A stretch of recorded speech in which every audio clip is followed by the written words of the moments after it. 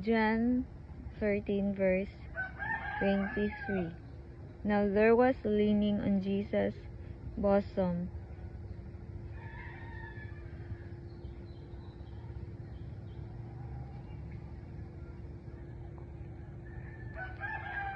one of his disciples, whom Jesus loved.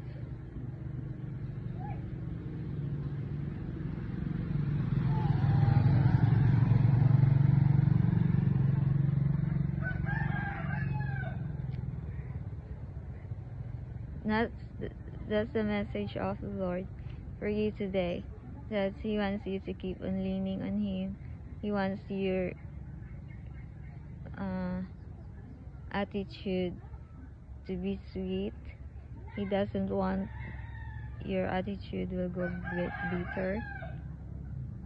He doesn't want you to be bitter. He wants your sweetness as always. A sweetness like honey. So that's the message of the Lord for you today. Thanks for watching my video. God bless you all.